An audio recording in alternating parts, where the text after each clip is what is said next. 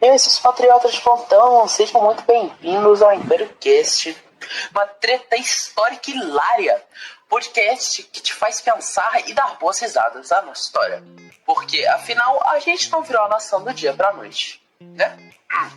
E hoje, para desvendar os mistérios e as confusões da nossa independência, temos a honra de receber ele, que não é um historiador de almanaque, mas sim um desvendador de casos e causas históricas. Então venha para cá, o professor Emanuel Campos, especialista em descolonizar a memória. Professor, seja muito bem-vindo. Olá a todos, é um prazer estar aqui para bagunçar um pouco a história e que nos contaram de forma tão linear.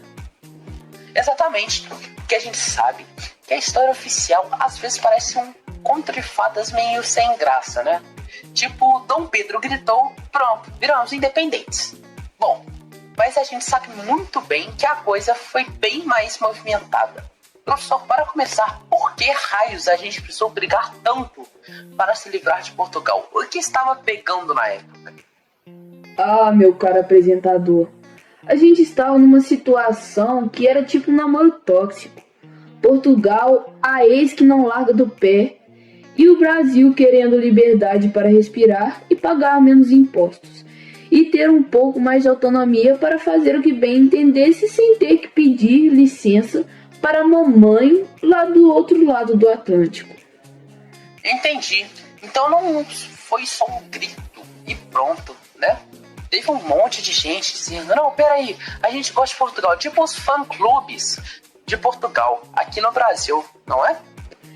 Exatamente.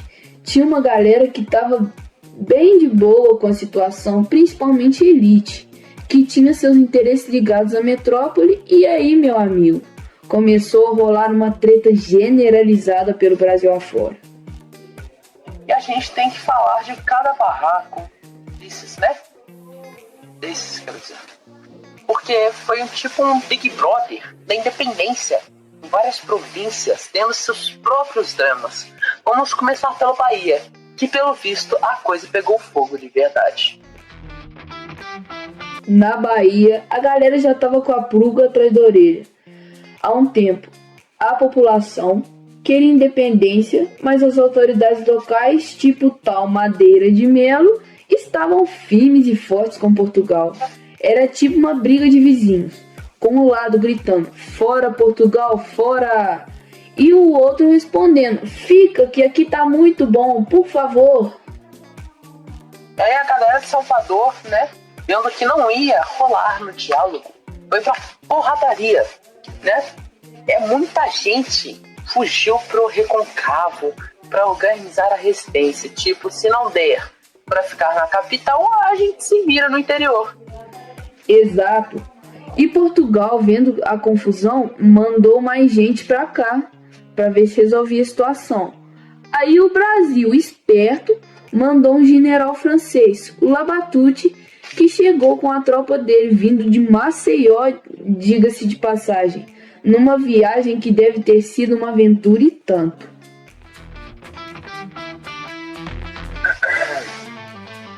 Imagina a cara do Labatut chegando em Salvador, depois de uma viagem dessas, para expulsar os portugueses. Deve ter sido tipo um cheguei para resolver essa bagunça.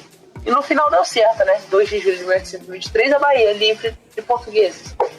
Exatamente.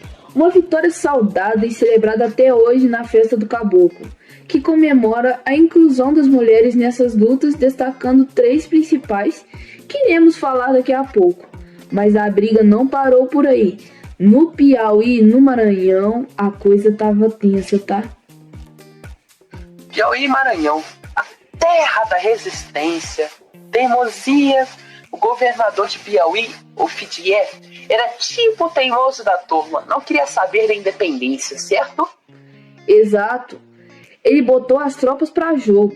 Teve a Batalha do Genipapo, que foi brava, mas a galera da independência vendo que estava todo mundo aderindo, fez o Fidier mudar de ideia, ou pelo menos fingir que mudou, né? No Maranhão, quem chegou para botar ordem na casa foi o Lord Cochrane, um inglês que estava meio que alugado para ajudar a gente. Deve ter sido tipo um mercenário fashion da época, com um navio, um monte de gente dizendo: olha só quem chegou para resolver. Cochrane era um cara esperto. Usou a estratégia do cerco em São Luís e botou pressão. Aí ameaçou a galera lá, vendo a pressão, acabou se rendendo. E no Grão-Pará, a coisa foi mais no blefe do que na porrada, né?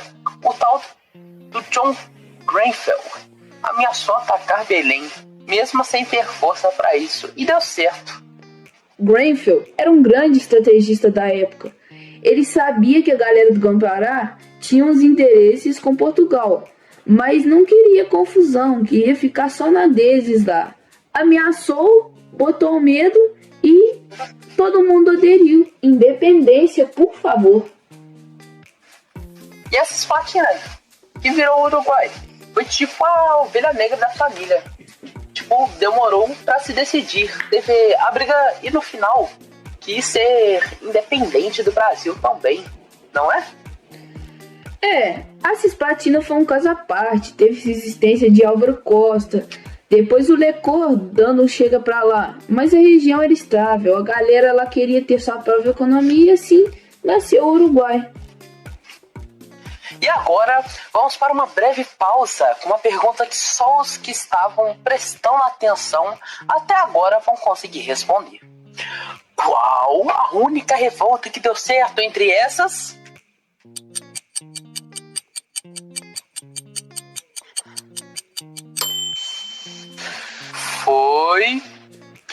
Foi a da Bahia. Professor, a gente fala tanto desses heróis da independência, mas a gente sabe que teve muita gente que ficou meio invisível nessa história, né? Principalmente as mulheres. Exatamente.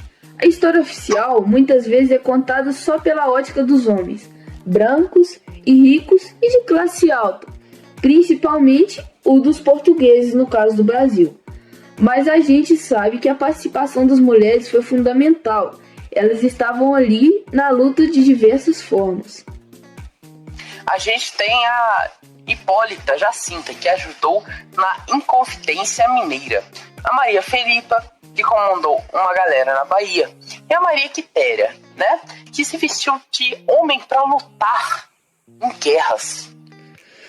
São exemplos de mulheres que não aceitaram um lugar subalterno que lhes era imposto. Ou seja, mulher naquela época só servia para quê? Ficar na cozinha, cozinhar, para nada. Mas elas vendo isso, elas pegaram em armas, usaram a escrita, participaram ativamente do movimento e lutaram para ter melhores direitos.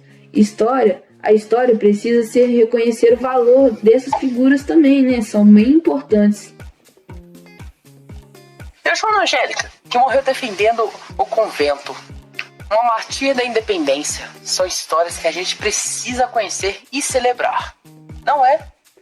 Exatamente. É uma forma de descolonizar a nossa memória e de mostrar que a independência não foi feita só por um grito de um príncipe, mas pela luta e resistência de um povo diverso, com homens e mulheres de todas as cores e condições sociais. E falando em grito, professor, a gente sempre vê aquela tela do Pedro Américo, o grito do Ipiranga, com Dom Pedro, todo imponente no cavalo gritando: independência ou morte. Mas a gente sabe que na realidade deve ter sido bem mais diferente, não é, doutor? Essa tela é uma obra de arte, mas a gente não pode levar ao pé da letra. Acredita-se que o grito foi bem mais modesto, talvez até um pouco informal, vamos dizer assim. Dom Pedro estava doente, cansado da viagem, e a imagem épica é uma construção meio posterior do que aconteceu na época. Então a gente pode imaginar que o grito foi mais tipo um chega Portugal, cansei. do que as armas brasileiras pela liberdade. É bem por aí. A história oficial romantiza, mas a gente, com o olhar decolonial, tenta entender o que realmente aconteceu com suas nuances, seus erros, suas glórias e seus momentos engraçados principalmente. E seu senso de humor. É isso aí. E para você que nos ouviu até aqui, fica a reflexão. Qual a sua treta histórica preferida? Compartilhe com a gente nas redes sociais. Lembre-se, a independência foi conquistada com a luta, suor e talvez umas boas gargalhadas no meio do caminho.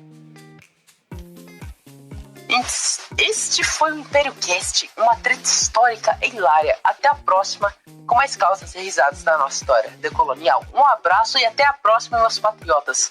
Se inscrevam no canal.